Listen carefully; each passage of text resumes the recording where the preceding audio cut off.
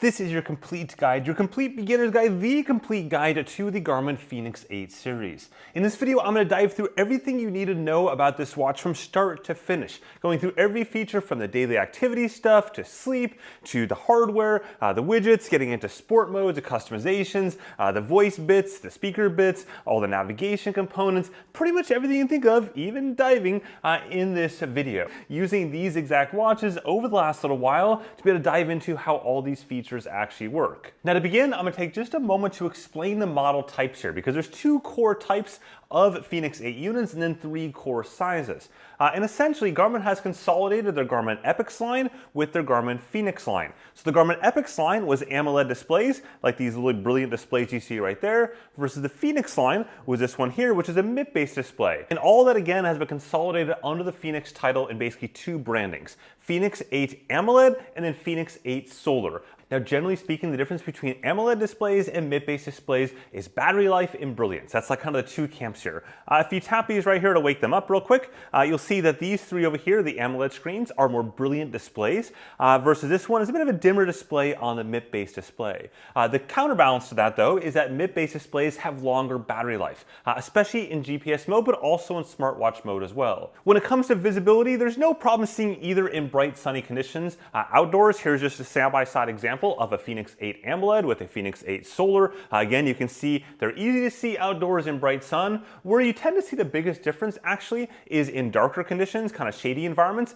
and that's where the MIP-based screens struggle a little bit without turning on that backlight. But again, there's that balance there where they have much more battery life. Depends on what you want. Keep in mind, if you look at the battery life on this chart right here, the AMOLED screens are very, very good in terms. This is not like an Apple Watch being only a day or two. You're talking, in my case, with primarily wearing the 47mm AMOLED edition in always-on configuration, I've been getting a very strong 6 days of battery life on that, and also that includes 1 to 2 hours of GPS time per day. So again, kind of make sure you're resetting your expectations there. Also, if you've used AMOLED screens in the past, like years ago, these are very different AMOLED screens from more than 3+ years ago. Now, the next piece you need to think about is which size you want. And there's essentially three sizes offered. You have your 43mm down here, your 40, come on, wait, back up again, your 48mm there, your 51mm here and here. They're basically small, medium, large. Except one catch. That small size right there is only offered in AMOLED. Garmin has killed off the small size for MIP-based displays. Something that does not make my wife happy at all.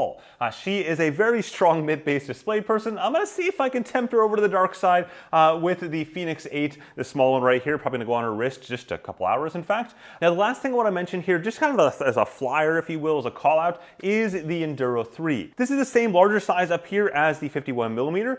The Enduro 3 has all the exact same software features as the Fenix 8 series. And in fact, it was launched the exact same day, the exact same moment. It has a MIP-based display as well. It has solar. In fact, it has more solar on it, and it's $200 to $300 cheaper, depending which model you have, than the Fenix 8 Solar Editions. So if you wanted a Solar Edition, I would strongly recommend checking my Enduro 3 review out in the corner, because you can save a bunch of money if you do not care about the diving features, nor the speaker and mic features. So with that, we're gonna consolidate down to a single watch here. I'm gonna use this orange, the AMOLED watch in the middle there, just to kind of keep things simple. All of the features are identical across the board, whether it is MIP or AMOLED. The software, the menus, everything's the same. The menus look a little bit prettier in the case of AMOLED, but the actual text and stuff is identical. In the case of solar, you do have the solar power piece, but that only impacts the battery life. That's it. So with that, let's just talk briefly about the hardware. This is the watch, obviously. It has 5 buttons on it, 2 on the right and 3 on the left.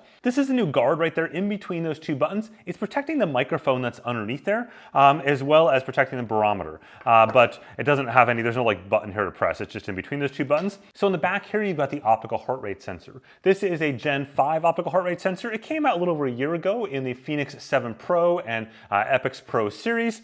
The key thing that this has is ECG. That is in states or countries that are certified for that. So as of this moment, that is only the United States. I would expect that to change here in the future. But it also has wrist temperature tracking as well, and generally has more accurate optical heart rate sensing compared to the previous one. But it's not that much different than Gen 4. This is the Garmin charging port there. Same charging port for the last decade, I think, at this point. I know a lot of people wanted them to change it, but for all of its little quirks, I kind of appreciate they haven't changed it. It's just there forever. This is the Garmin charging cable right here. Pretty straightforward. It just simply snaps snaps in like that, really easy. I use a lot of third-party charging ones. I have a desk mount one. I've also got this right here that is just these pucks that I've glued onto this just piece of wood, and then allows me to charge a bunch of watches at once. So I just simply snap it in like that, and then I'm good to go. But these are like $9 for a 2-pack, and they're perfect. I'll put links down at the bottom there for that.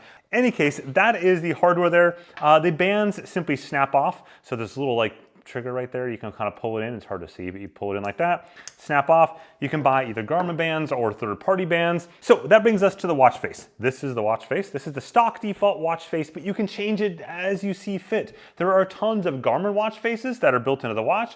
There are literally thousands of watch faces in the Garmin Connect IQ store. There's a picture of that somewhere on the screen right now. You can make your own watch face. You can put your dog's picture on there or an ice cream cone, whatever you want.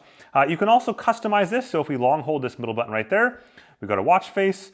I can then choose up here in the right top right hand corner to choose the data I want, and then I can choose which things I want. So you can see as I go through this, it's going to the different complications. There's a lot of options on this, and I can choose which one I want to change. So I can take away seconds. Let me just find out where seconds went to a second ago.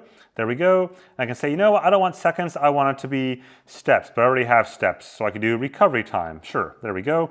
And then I back out of this. I hit apply. And it's as simple as that. And again, you can customize these any way you see fit. This is how I like it with all the different complications on there. From there, we go down into the widget glances. So widgets are basically full screen things, and widget glances are these little tidbits there. That means I can tap into one of these, open up, and then see the full screen data. So this is my training readiness. We'll talk about that later on, don't worry. And I go down, there's more data pages here. If I go back, so again, this is my back option. This is my confirm option. These are up and down. So if I go down here, these are different widget glances. You can customize everything in this. You can remove these if you want to. So let's say I don't like the compass one. I just do a long hold on this, and then I can say either reorder, remove, I can add a glance, I can create folders and have multiple folder structures there, but I just choose remove, and now it's gone. I can also go down to the very bottom here, and then choose edit, and I can add new glances. This is the ones I already have, so you gotta go down again to the very bottom, choose add, and now I can add different widget glances that I haven't already added. So I could add HRV status, for example, and we go back here, back again, and now you'll see HRV status at the bottom right there. When it comes to activity tracking, you can see things like steps and whatnot in a number of different places. There we go, steps right there. There's my steps throughout the day. There's my steps over the last 7 days. And there's my distance over the last 7 days. And again, you can change between, in the case of distance, kilometers or miles within the settings. You just would simply back out a few times. So we're back to the main page right here. Long hold there for settings. Going on down to watch settings. And all of this has been rearranged. So they've done a big change in the settings to move the most recent and most frequently used things to the top and then have the lesser used things down below. And they've regrouped a lot of things as well. Nonetheless, in case of some of these like basic stuff where it comes to the formatting, you go down to system there, go down again, and you will find advanced, format, and then units. And here you can choose whether you want distance and different metrics, pace and speed, elevation, depth, weight, height, etc. Speaking of which, one of the things you've been noticing is I've been using the buttons the entire time, but there's also a touchscreen here as well. So you can see I can swipe through stuff, I can tap open last activity, my ride from a little while ago, I can move through these and so on. Generally speaking, the goal of Garmin's Fenix and Forerunner watches is that you can use either buttons or touch or whatever blend you want at any point in time. So if you love buttons, you can use all buttons. I use buttons probably like 98% of the time, but I'm not against the touch on this. Inversely, if you want to do touch, you can do touch for almost everything except starting an activity and ending activity and pressing the lap button. Those are physical button tasks. Now, one important thing to keep in mind here is it's really important to the YouTube gods to watch this video all the way through to the end. Like that's the main thing they really love. They also love if you want to hit the like and subscribe button. Those are pretty easy as well. Now, when it comes to all these metrics that you see here in these widget glances, all of these are sent over to your phone. And this is the Garmin Connect mobile app. You have two different ways that you can get data from your watch, well, three different ways actually, from your watch to your phone and onto the Garmin Connect platform. So there's the Garmin Connect mobile app on your phone, Android, iOS. Then there's the Garmin Connect platform on the web, just desktop, and most all the same metrics are there as well. And you can do that via either Bluetooth, so these two talk together via Bluetooth, or via Wi-Fi, connecting to your Wi-Fi networks. or via USB cable, again, right here, to your computer with the Garmin Express app on your computer. But you want to probably go ahead and definitely connect your Wi-Fi networks to your watch. And the reason for that is that updates will come down faster, it'll sync bigger activities faster as well. And that's also how you'll get music on there. Now, Wi-Fi in this is only used when it needs it for something. So to upload an activity or things like that. It's not there 24/7 to the main page. And I want to talk about sleep and then go into some of the sleep type stuff from there on. So if I go down to the bottom here, I've got the sleep metrics. And again, I can rearrange these however I like, but this is kind of the way I like them. Here is my sleep metrics from last night. My sleep score there is 75, 6 hours and 33 minutes. If I crack that open, I can see data on that. If I go back up though, if I press this once, I can see my sleep insight on it. It says my sleep was a bit short, but you had good deep sleep. I would actually agree with that. Sleep like this is critical for boosting your immune system and repairing your body. Thanks, Garmin. So going from there, I've got sleep mode, I've got alarms you can set, and so on.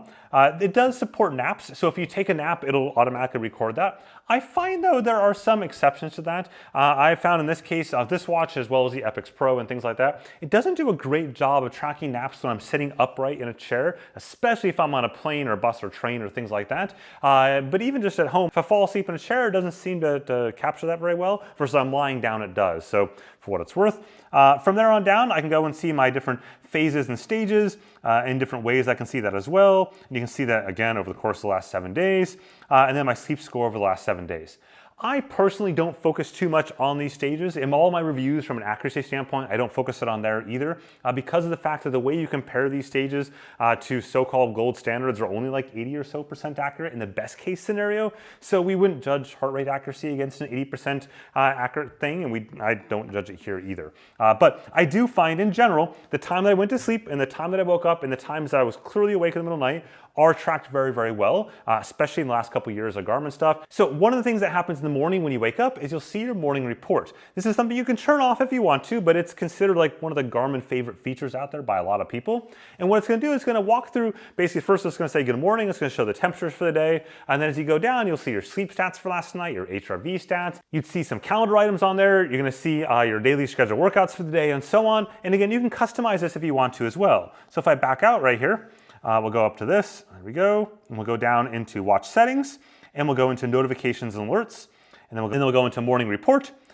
Show morning report is on, and then edit report. And you can see here's the different things that it shows. Training readiness, my workouts for the day that are coming up, sleep, HRV status, weather, calendar, and I can add things including body battery, intensity, minutes, steps, recovery, and countdowns. Countdowns is a new feature on the Fenix 8. If you want to count down to a given event, you can put that on there as well. And I just simply choose done. In addition to morning report though, if I go back here, there's also the daily summary. So if I go to health and wellness, daily summary is on. These are other different kind of summaries that you can have here. JetLag advisor, for example, you can put a trip in here via your phone. So using the Garmin Connect app, you tap the more button on the bottom right-hand side there, and then do training and planning. I know kind of a strange place, but planning is part of this here. You then choose JetLag advisor, and then you add your trip details in for where you're going, and it'll automatically start giving you advice from a JetLag standpoint.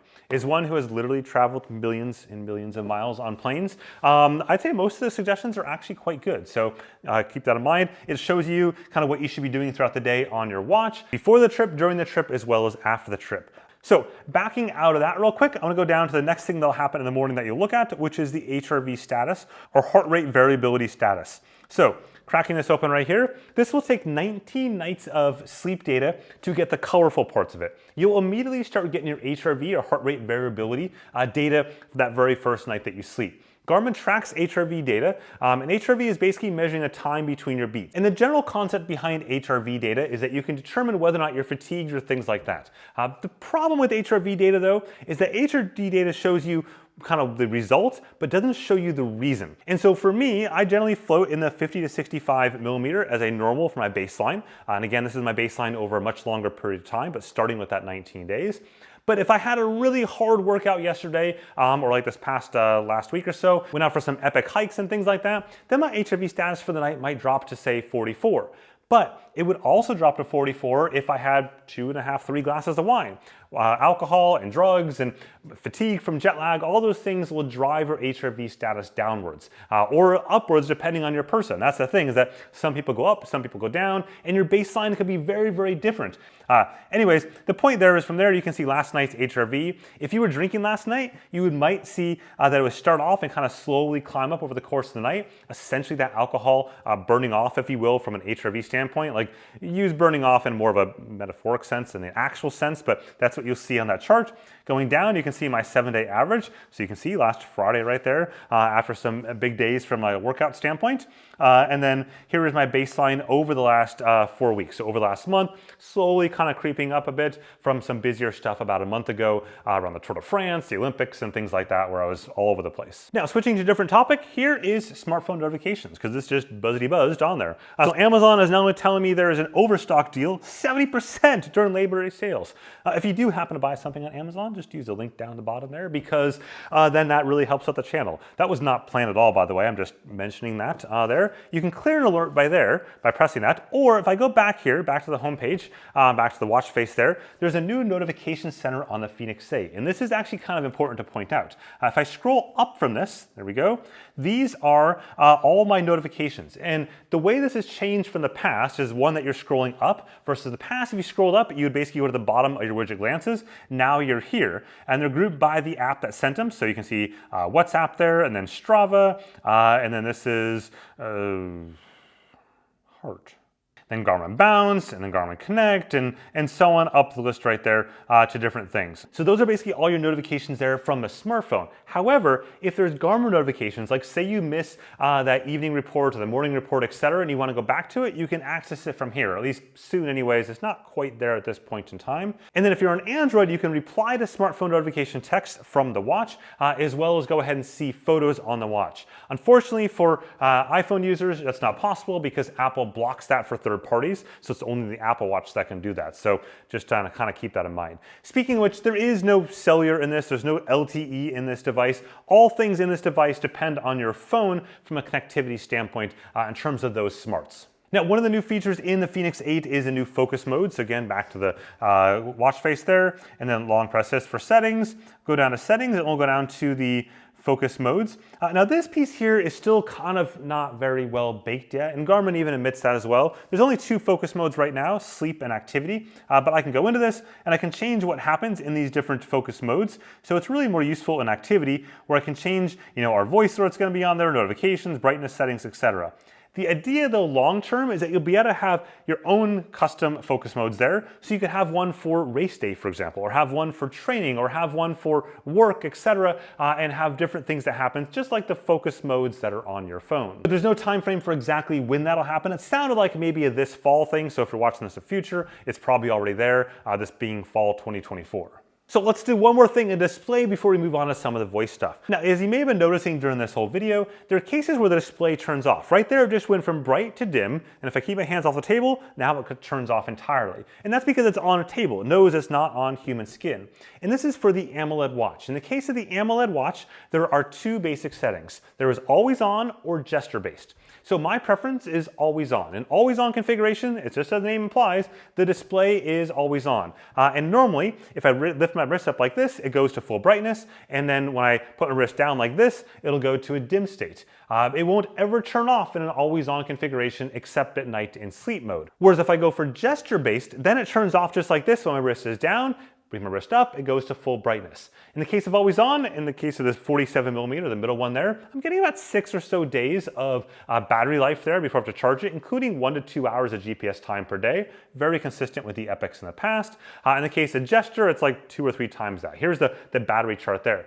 Now, if you have a MIP-based watch, none of that matters. It's always on all the time. The counterpoint to that is that it's just simply not as bright when it does come up. And you mainly will notice that like late in the evening or anytime it's dim or dark out because you'll probably need that backlight to be able to see that display, versus here the backlight just automatically comes on. You can though still turn on gesture-based backlight on your MIP-based device as well if you'd like to in the display settings. So those display settings, again, back to here, going on down to watch settings, going down to display brightness. You can change your brightness level. All this here is a default of 2/3. I find though that I can totally get away with 1/3 brightness without any meaningful difference. I mean, you can see there's very little difference there. Don't go to full brightness. It's just like killing your watch. Always on display option is on for me. And then there's a new option here as well. Oops, sorry, I missed that button press there. Called text size. And now this was offered the moment you set up your watch. It's actually the very first option when you go to set up the watch is text size. And it's new on the Fenix 8 and lets you adjust the text size here. So I can move this over. You can see going smaller or bigger, smaller, and so on. So if you've got eyes that aren't necessarily as prime as they used to be in the past, you can go ahead and adjust the text size.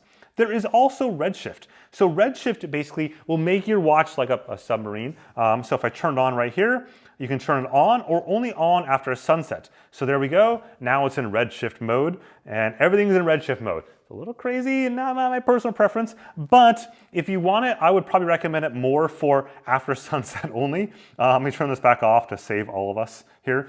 There we go, off. But again, it's an option that was introduced in the Garmin Epics. This, however, is only offered on the AMOLED screens and not the MIP-based screens because they can't adjust the display there on those MIP-based screens like they can on AMOLED. And note that you can change the color between red, orange, and green. So with all of the general day-to-day type stuff covered, let's talk a little about the voice pieces that are new on the Fenix 8. They've added a speaker and a microphone to the Fenix 8. And keep in mind, in the past, Garmin watches had a beeper as opposed to a speaker. So here it can actually play music and stuff like that. So I'm going to walk through the core, like 4 to 5 different use cases for the microphone and speaker. The first is Garmin's offline basically assistant. This is totally offline, does not depend on your phone, does not send your recordings to the cloud, does not depend on anything else. It's totally on board here. To access it, I will long hold the upper right hand button for about 2 seconds and I'll start talking. Set a 10-minute timer. There we go, and the timer has been started. I can also tell it to start a run. Start a run. And then it opens up the run like that. I can ask it again, how long is a 10-minute timer? Show me the timer. Except I can't actually ask it how long is a 10-minute timer. And that's part of the challenge here is that it's a very limited, there's a lot of commands, but it's kind of limited. I'll try to put the commands on one side or the other right here. You've got to learn how to like get the message you want out of this. I suspect that'll expand over time. Like I would naturally ask it how much time is left on the timer. That doesn't work. I have to know to show me the timer. But again, that'll probably improve over time. One of the downsides though is I can't be like, hey Garmin, set a timer. That doesn't work. You have to hold the button. So for a lot of tasks, I can do it far faster than it can do. But for things like the timer, that would actually take more button presses that I could do faster than it can do. So I will go ahead and stop this timer. Just tap on the screen, say I use touch right there to do that. And then I just simply clear out of that and I'm good to go. So the next voice piece then, I'm going to go ahead and press this upper right hand button right there and going to go down. And you can see the very first one is voice commands. I just showed you that using the long hold method instead. Then there's voice assistant, phone assistant. I can tap into that, and that's going to leverage my phone's assistant. So it's going to leverage Siri in the case of an Apple phone. It's going to leverage Google in the case of, Google Assistant in the case of a Android phone, or you can use Bixby in the case of a Samsung phone. So let me just show you what this looks like on the phone itself. So you can see these two kind of side by side right here. I'm just going to open this up. What time is sunset tomorrow?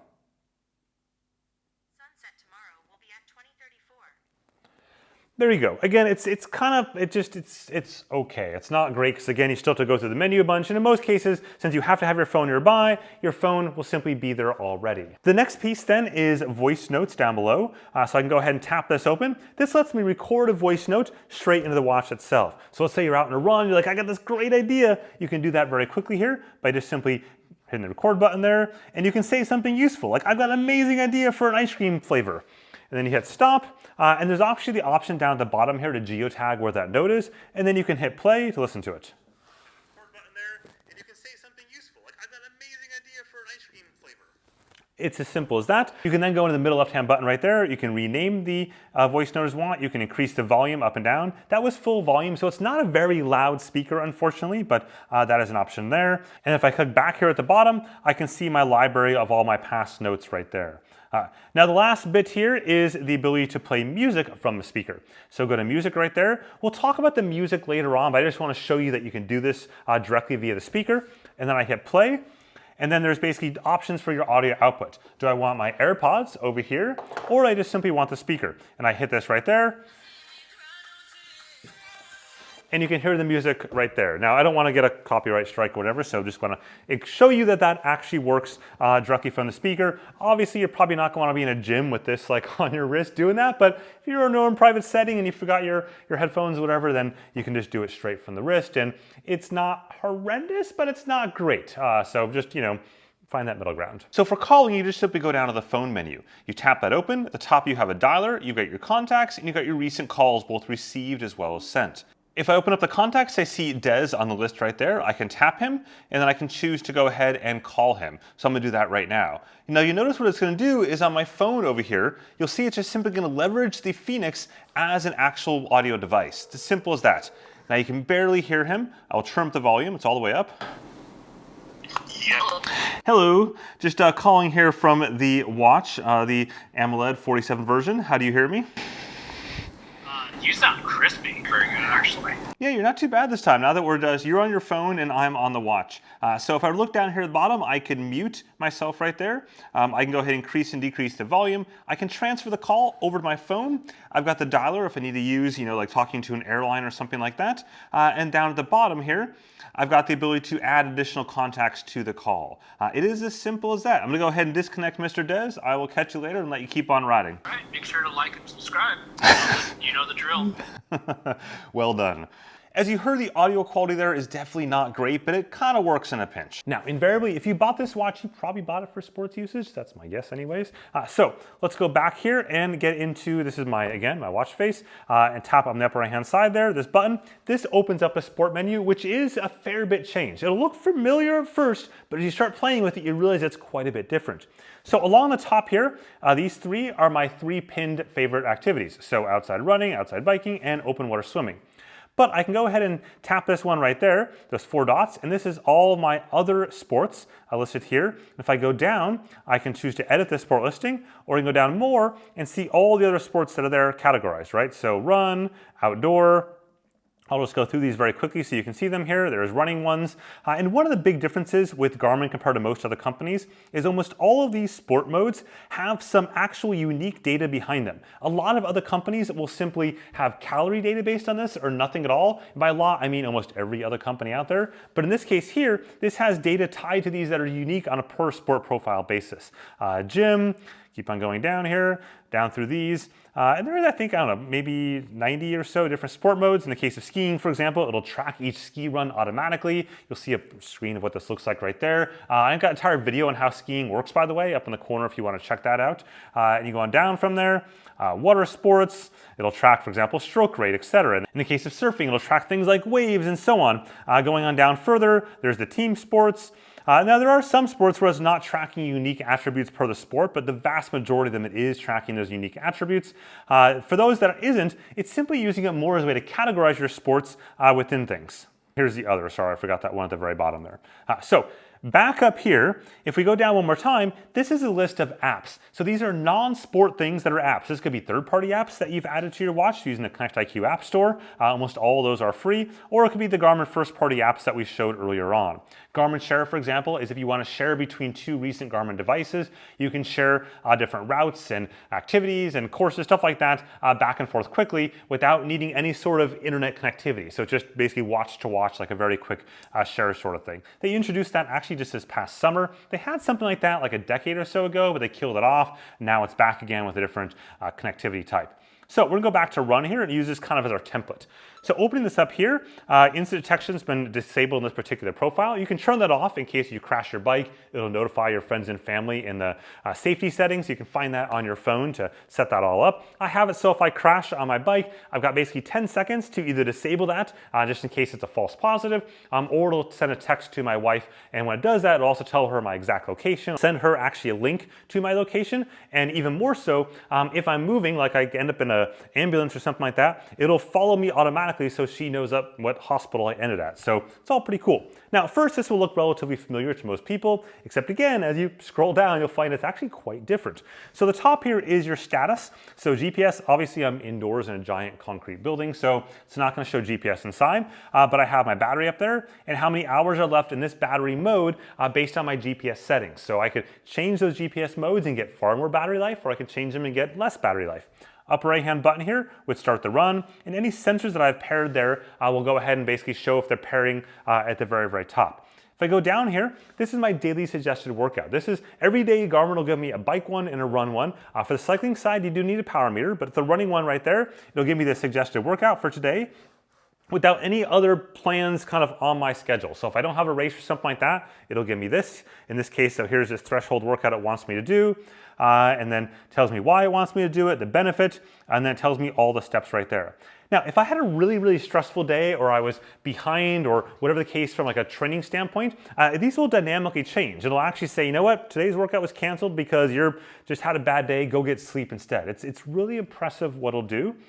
From there, I have training, so I can go into training and I can have quick workouts, like a quick interval workout right there. I can make an interval workout on the fly on the watch, but most people are probably going to have structure workouts sent from their phone on Garmin Connect or Garmin Connect platform, including training plans. There are tons of training plan options on the Garmin Connect platform that are totally free for running and other sports as well that you can stick in there, including now weightlifting too. If I had a training plan on there, I would be able to see the calendar of those structural workouts ahead of time.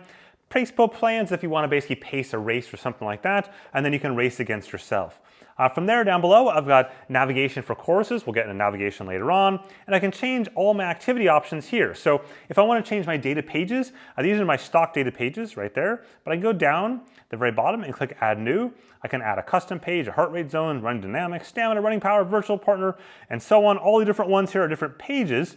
But I choose custom page, and I can choose how many different data fields I want on that particular custom page. And you can see all the way up to 8 fields in the case of the 47. I believe it's 10 or 12 in the case of the 51. And so it just varies on which watch size that you have.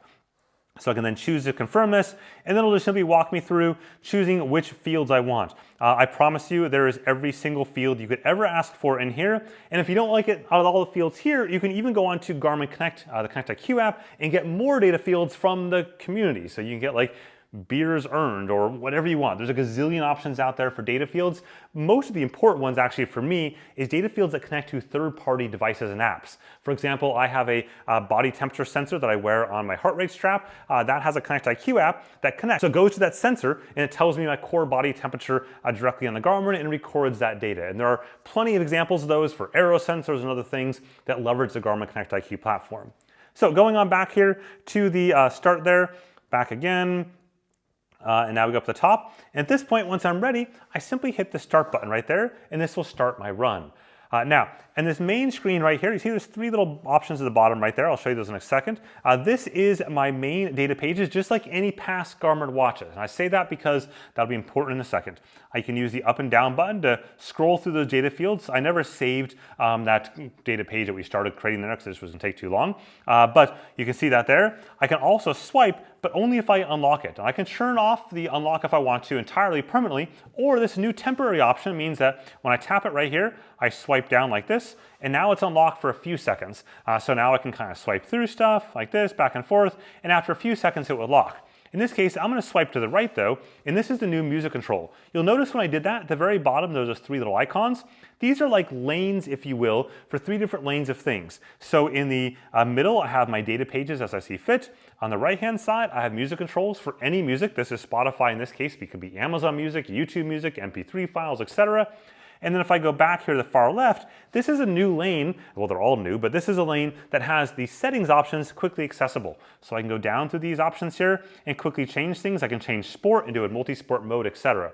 And if I was navigating, there's yet another option at the top there that would show the navigation bits. Now we'll talk about that in the navigation piece in just a moment. Now to set a lap, all you do is simply press the lower right-hand button, and you'll see this option right there. That is lap undo. If you're like, no, I don't want this lap, I don't want it, you just press the button, and lap gets discarded. Super cool. It's added like this past winter, spring, something like that. It's a really handy feature for that kind of stuff where you accidentally press a lap that you don't mean to press. I can start and stop the timer at any point in time by pressing this upper right-hand button to stop it there. This is basically pausing it, but it's not ending my run. To end my run, I would need to choose either, unlock the screen, there we go, choose either save, resume later if you're doing a, say, a multi-day hike, or you just stop for lunch for a long time and you don't want it part of your timer.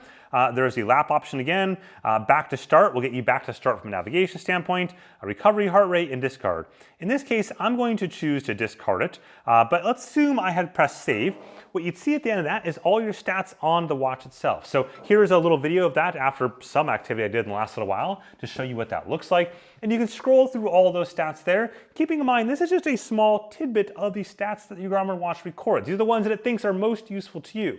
For the rest of the stats, you can go onto Garmin Connect Mobile or the Garmin Connect desktop site and see a gazillion stats. Like that is probably the biggest criticism that people give of Garmin, is there just too many stats. For me, I love it, but some people think it's too much. Now, I just want to talk about a couple quick settings in sports that are kind of noteworthy, at least I think they're noteworthy. Under activity options, these can be configured largely on a per sport profile basis or across the board, but I'm going to do them here instead. So going on down into this, one of the ones that's notable here is the ability to set, there we go, satellites.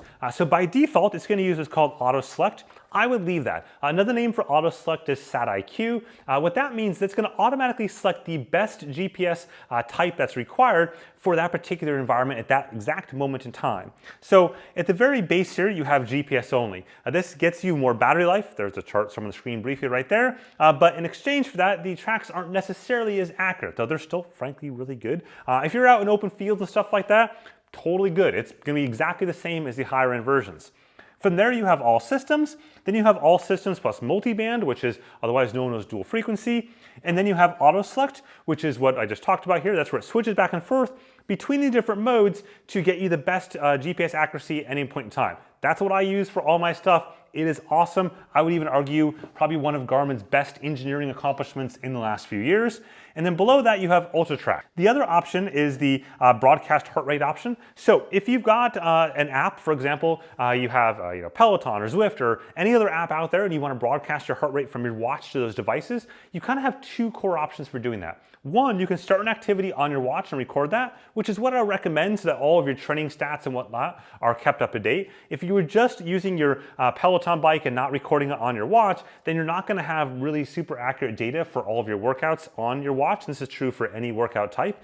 So I recommend doing that. This, though, will broadcast your heart rate from the watch to that Peloton bike, to Zwift, to any third-party app, any device out there using either Bluetooth or AMP+. It supports both and it broadcasts both, and then it simply turns it off afterwards. There is virtually no battery impact for doing that. It's very, very negligible, so that's pretty handy. Now, let's take a little bit deeper into some of those training features and why you might want that. So I'm gonna go all the way back here, back to the watch face, kind of reset things a little bit, and we'll go down and we're gonna see training readiness there.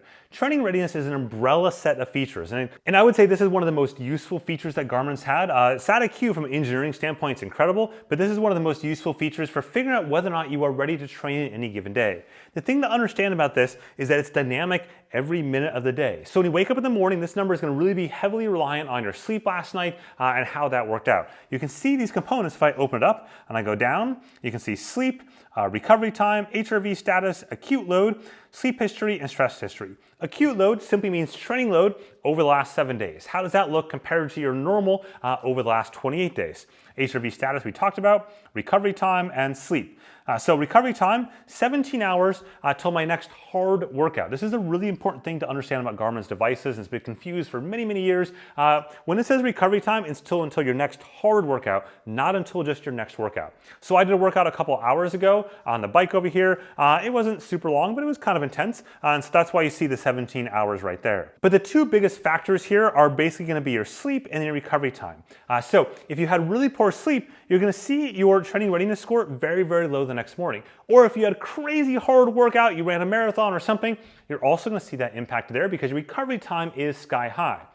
But your training readiness will shift throughout the day. So when I woke up this morning, I think it was in the 70s or 80s or so, and then after my hard workout, it dropped down because my readiness to train at this very moment is now lower than it was before that hard workout. The key to understanding the difference between training readiness, and I'm about to talk about next, which is training status is more about the coaching element of whether or not you're doing the right thing from a training standpoint. Are you doing, a long run versus a set of intervals? Are you doing a hard ride versus an easy ride, etc.? That's training status versus training readiness is your body, generally speaking, ready to train? Not talking about how you train, just at that moment in time, is it ready to train?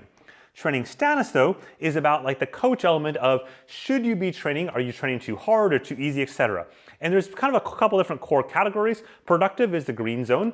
And the reason I'm not in productive right now, if I go down, is because if you look at my acute load right there, you see it's kind of in the middle. So I'm not increasing my acute load, so I'm not increasing the stress on my body from a training standpoint. This is kind of been flat line the last few days. I've been trying to get out all these reviews. Versus last week, you can see kind of that big impact of some of the huge hikes that I did right there. Again, acute load is simply a fancy term for 7-day training load. You see a number there, 769. Your number will be very different than my number, I promise. My number shifts throughout the year depending on what I'm doing. In the times of year where I'm training for an event, my normal range, that's the green tunnel there if you will be between 1,000 and 2,000 or so. Versus right now, the range is all over. It's a very, very wide range because I've had like a bunch of crazy travel weeks and things like that. So the top end of that is about 1,200 or so, and the bottom is, I don't know, like 500 or something like that. So huge wide range versus normally be higher if I was training for stuff.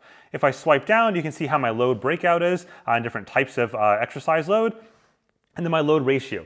Load ratio is simply looking at your last 7 days relative to your normal 28-day period. So are you training too much in that period, or are you training too little, etc.? I'm right in the kind of just middle to slightly lower portion of that, versus if I went out and did a marathon tomorrow, I would probably be higher than that if it was a really hard marathon. And if I just did nothing for another day or two, it would drop down, which is ultimately why back up here to training status, my training status is maintaining. And I bet it'll probably even tell me that. There we go. So my current training load is balanced and sufficient to maintain my fitness level, because again, I'm maintaining it. But alternating weeks of increased and reduced load may be the key to improving fitness or improved fitness, which is true because right now I'm not adding enough load to kind of increase fitness, which is considered productive. The famed unproductive message that you've certainly seen memes about on Garmin means that you're doing something wrong in Garmin's eyes as a coach. Now, keeping in mind though, that if you're talking about unproductive messages more than 2 years ago or devices that are older than 2 years ago, starting with the Epics and the Fenix 7 series into the 965, they made a massive shift in how this all works. And so it is much harder to get an unproductive message unless you frankly kind of earned it. And the thing to keep in mind is that like any coach, there's different coaching methodologies. 2 different coaches may have vastly different ideas on the best way to train. Garmin is simply another one of those coaches with its own coaching methodology and own coaching philosophies. But I find that generally speaking, if I've gotten myself an unproductive message, it means I've done crazy hard load, like maybe a training camp style type of load, which is way off the charts of my norm, which increases the risk for injury. Like there's no way around that, either injury or sickness later on or things like that. Now, there are some cases where that may be all right based on what you know you're doing from a training standpoint, but I would say on these newer devices, if you're getting an unproductive message, I would maybe take a second and kind of think about what's going on and decide whether or not that's actually the best interest of your training from a coaching standpoint. Now from there, the next piece, if you go on down, is endurance score. This is basically showing your endurance score over time. The idea behind endurance score is to kind of be a little bit different than VO2 max, and that endurance score is basically like, what have you done for me lately, but done it for a long time? And the more you do that, the higher your endurance score will be. You can see this weird drop right there. That was due to a beta bug back a couple weeks ago that sort of screwed up my little chart there for a couple days. But point is that this is tracked over long periods of time. So yes, you can go out and do some really long activities, but it's also about doing it not just today and yesterday, but about doing it for the last 90 days, etc. And that's where you'll see those biggest gains.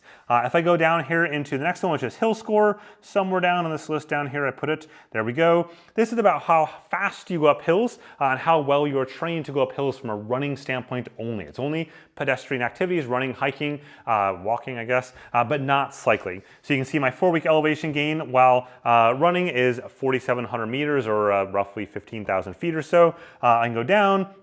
And I can see the factors for hill endurance, hill strength, my current VO2 max, and then I can see again how this has shifted over time. And again, that little beta bug there impacting both my endurance score and my hill score. You shouldn't ever see that. That was just something that happened along the way. So those are sort of those endurance pieces right there. From there, let's go into mapping and navigation. I'm to do that. I'm gonna go back up and hit this upper right-hand button. And then we'll go down, and there's a couple of different areas here. One is you can navigate on a course when you're, want to go somewhere, or you can just simply show the map at any point in time by tapping map, and then you'll see the map. I can zoom in and out. I think I'm way zoomed in there. That's what's going on right there. So I can zoom out here.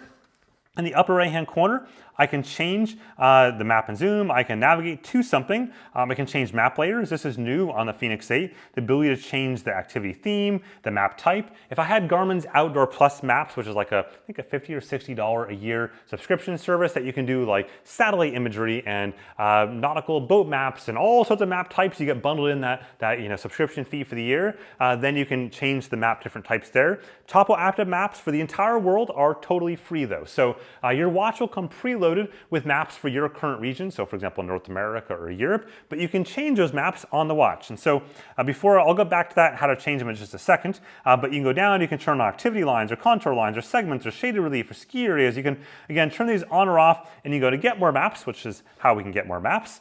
And here you can see the Outdoor Maps Plus that I could go ahead and grab. Topo active maps, course view is for golf courses, I believe, ski maps, and so on. So if I go to Topo active maps, those are the ones that are free. You can see I have North America and I have Europe loaded on here. Your watch has 32 gigs of storage on it, and so that's enough to fit both of those different regions. If I went down and said add a map, it'll search for Wi-Fi networks first. And then it has a list of maps that are available. So I can do Topo active Africa, Antarctica, Australia, and so on, all down this list. And you can see the size there, and then back at the very top, there is how much is available. So obviously I would need to delete a map off of this to be able to add some of these bigger ones here. But once I select one of these, like Antarctica, then I can choose upper right hand corner to download. And then you're gonna wanna go ahead and plug your device in. Now I will give a bit of advice here. The map download using Wi-Fi on this device is not fast in any way, shape, or form. Like to download some of these maps would take a few hours using Wi-Fi and a cable. And if you want to do that, cool, go forth. But if you're in a bit of a pinch, and also keep in mind the Wi-Fi network has to be unprotected or with a just simple password. It can't be like a hotel Wi-Fi network. But let's say you're a hotel Wi-Fi network, you forgot to add the maps to the region you just traveled to. Grab your cable, grab your computer that you hopefully have with you, and then plug it in and use Garmin Express. It is far faster that way. So generally speaking, on good Wi-Fi, just normal good Wi-Fi, you can do an entire like North America, Europe region in about a half an hour to download it to your computer. That's the 10 gigs or so. And then from there, download it to the watch in roughly a half an hour, 45 minutes at worst. So let's go then navigate something. Going back here, we'll go to sport modes. And I'm just gonna go into hike to kind of show you from this weekend what I did. And then from there, I'm gonna go down into navigate. There we go. And you can see recents are things that I've recently navigated to. Saved is new, so it's all your saved stuff. So waypoints, courses, collections. You can explore things nearby. So I can go ahead and find the nearest gas station or the nearest hotel, etc. all from here. I can create a course, or I can use coordinates, and then I can use the map. We're gonna choose to load up a waypoint or course instead. And these are some of the ones from the last little while. I'm gonna choose this one right here.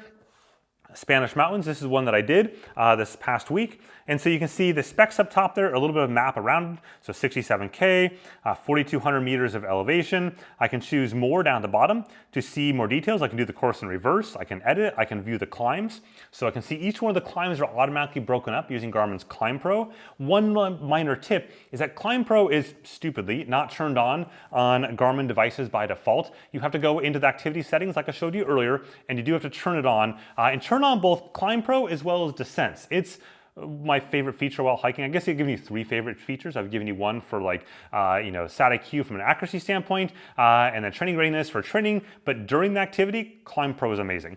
So lets me see how much suffering until the top or the bottom of every climb. Because if you've done enough hiking, you know it's the going down that hurts way more than the coming back up again. And so this is invaluable to see where you are. And when you're out doing the activity, you'll see exactly where you are on the climb. I think I've got a photo here or something I can show you of where you are on that particular climb. So going on back there, if we go down, I can say do course, and this will load the course up into my watch. and then it'll be ready to start navigating. So I would hit start right there, and that would start the course. And then along the bottom here, you can see basically the kind of the 3 lanes we talked about earlier. So I'm gonna go to some footage I shot you outdoors to show you what that looks like in real life in the middle of that hike. So this is my main data pages right here. I can swipe down through them. These are all the ones you would normally set on any other Garmin up until now. And you can still set them here as well. So you can see I've got my Climb Pro page there. I've got my map page up ahead, etc. And then you would think you could swipe left to get to your navigation pages, and you can kind of, but you have to tap into it, which just seems like an extra step. Now here you have your new navigation pages. Again, essentially just the same navigation pages you had in the past, except kind of like consolidated into one navigation pile, if you will. So here you are, and then loop back up to the top there. So when it comes to the actual navigation, you've got your map page. That map page shows the course that's on there. The purple line with the chevrons up ahead is where you're going, and that blue arrow is where you are right now. If you go off course, it'll simply tell you're off course after about 50 meters or so, and you can direct yourself back on, or you can use the routing in the watch to go out and find an alternate route to get back on course. For things like waypoints, they'll show up in this up ahead screen right there. This allows you to see how far till the next waypoint that you have listed in the course file. I tend to create those in Garmin Connect, and they transfer over really well here. It takes a little bit of time to do that, but I find it really helpful on some long hikes to have the different waypoints up ahead. And of course, the compass you'll have seen on some of those pages as well. Now, a quick diversion over to the solar units. For those of you with solar, you do have one thing the AMOLEDs don't, which is, well, solar. They have RedShift and you have solar. So I want to kind of show you this real quick. Fenix 8 and Enduro 3, because I can basically show you some kind of historical stuff better on the Enduro 3. From a solar standpoint, one of the big changes here is shifting to a totally black solar ring. So here's the Fenix 7 over here. If you look in the sun, you can see that reddish ring around the outside. That is a solar ring. The Fenix 7 also had solar across the entire display. That's gone with the Fenix 8, which improves some of the clarity on the solar unit there. Instead, that ring right now on the outside is actually black. You can't see it anymore. Looks just like simply part of the bezel. Now, the way you can see how much solar power you've got is to, let me just get this out of the way here, go down until you find the solar widget. There we go, solar intensity. So I just took this outside for a quick roll around the block. And you can see this one has none, this one has some. Most all of Garmin's solar estimates are based on 50,000 lux hour conditions, which is just like a normal sunny day. Not a crazy sunny day, just a normal sunny day. I can then go ahead and go back down one notch there and see my historical solar over the last couple days. So you see I had a bunch of solar last week, and then the last 3 days I've been indoors filming and things like that. So I've had really no solar time on this watch. But you can see quite a bit of solar last week on that hike. 205,000 lux hours on one of those days that I was out on top of the ridgeline. Really good solar conditions there. So with that, let's talk about things that are not at all mapping and navigation, but also pretty cool, which is the flashlight. So on the front here is this LED bit right there. So if I were to double tap this upper left-hand button, you'll see the flashlight turn on right there. So you can see right there by default is my red light. If I tap up once, then I've got white light at a dim, white light next level, white light brighter level, and white light all the way bright. This is roughly the same brightness as my iPhone. You can see on the screen here, it's pretty darn bright. This has become like the all-time must-have feature on a Garmin watch. My wife will not get another Garmin or will not get any other watch unless it has a flashlight on it. She's like made her line in the sand there. It's amazing if you have kids at night, whether it be like changing diapers, as was the case a few years ago, so you're not blinding the child in the middle of the night and having to like hold your flashlight. You just use your wrist and it's like right spot there. Or just in general, it is awesome across the board. To turn it back off again, just simply double tap up there. There we go. And you're done. So then let's talk about diving, either scuba diving or free diving. That is now included in the Garmin Fenix 8. They've added a depth gauge there, very similar to the one in the Garmin Descent series. However, there are some differences to that. In the case of the Fenix 8, this is limited to 40 meters of depth, or I think 131 feet or so, versus the Descent is 200 meters. In addition, there's also the items listed at the bottom there. The Descent has that this doesn't. Essentially no air integration, no technical diving modes, no wireless basic communication between watches that happens for their higher end units. For 99.99% of you, that will not matter at all. If you were to plot, like I said in my review, all of the worldwide dives out there, virtually all of them are below or above or within the 40 meter threshold. That is not a problem. So to go into diving, top right hand button right there, we'll go down to the sport modes.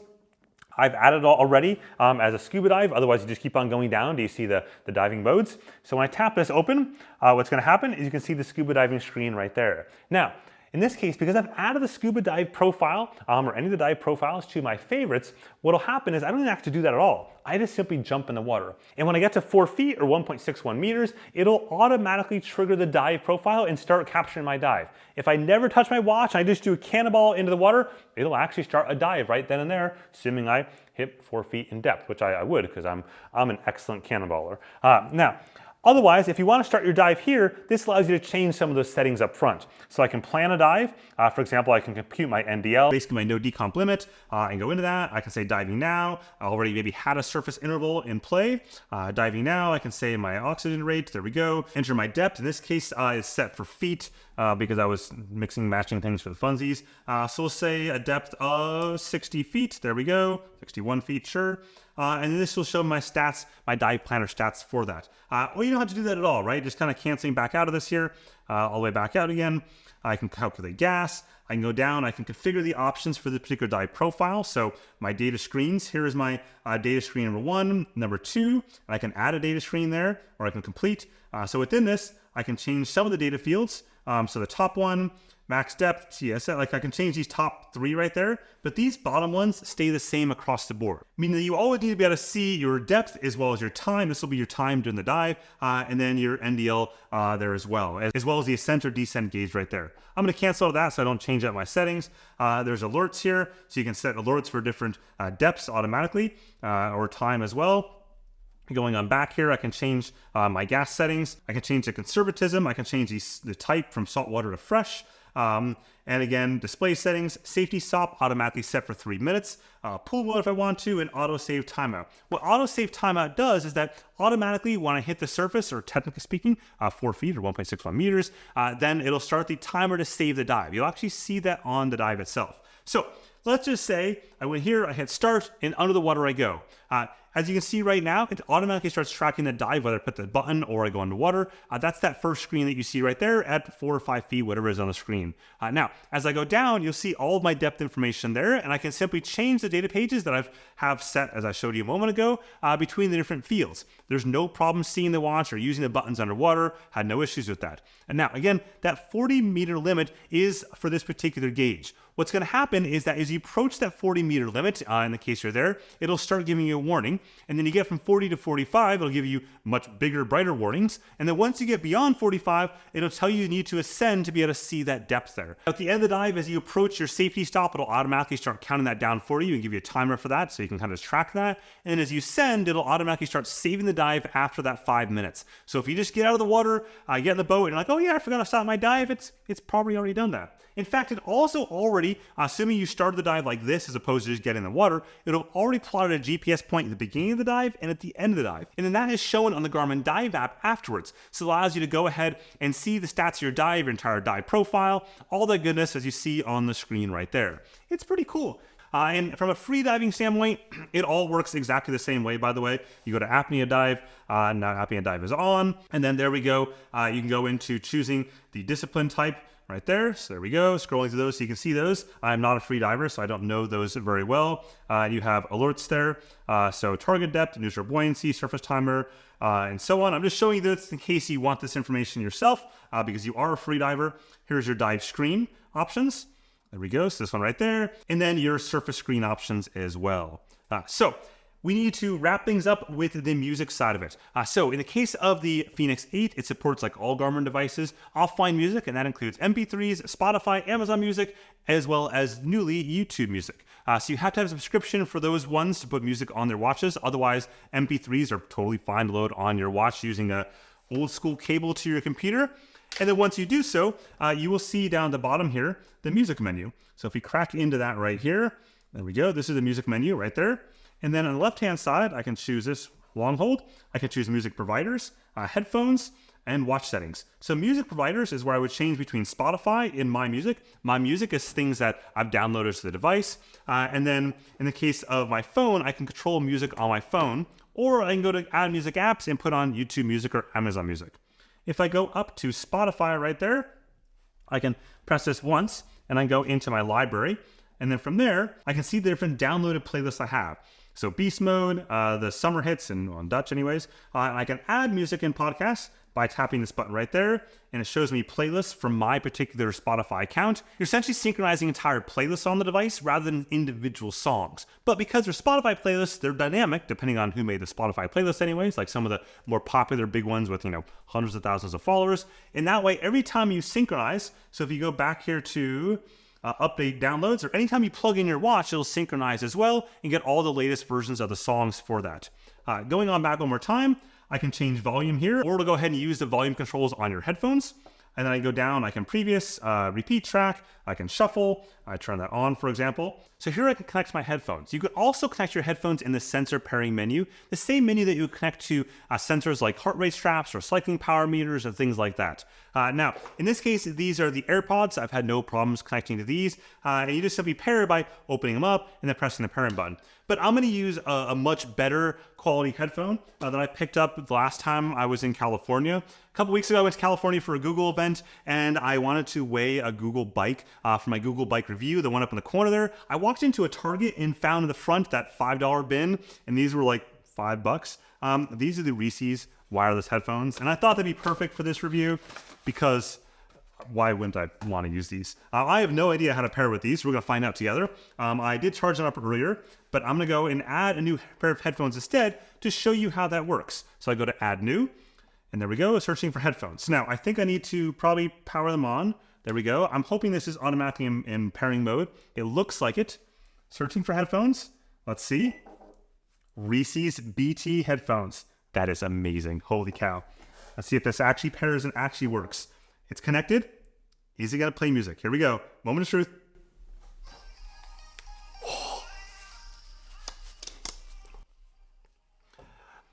I don't know how else to end the review other than wearing Reese's headphones.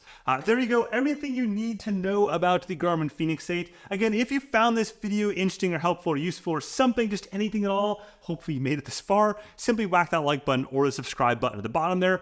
I really appreciate it. Have a good one.